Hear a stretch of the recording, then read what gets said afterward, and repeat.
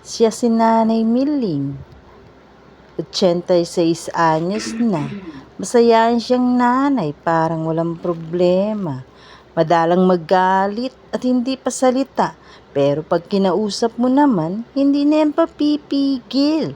Sa umaga, pagising niya, ililigpit niya mga pinaghigaan niya at dadal niya yun sa kanyang kwarto. At pagkatapos naman, pupunta siya ng CR para magpalit ng diaper niya. Kasi syempre, hindi na rin niya minsan mapigilan ang ihi niya.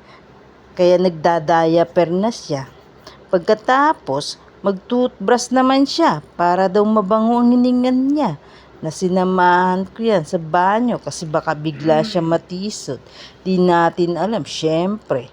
Pagkatapos naman, suklay naman ang hahanapin niya kasi magsusuklay daw siya.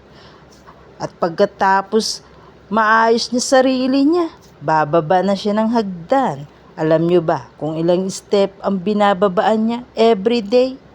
14 steps lang naman. O di ba? Wala lang yan sa nanay ko. Salamat po sa panonood kay Nanay Miling. Marami pa pong susunod. Bye-bye!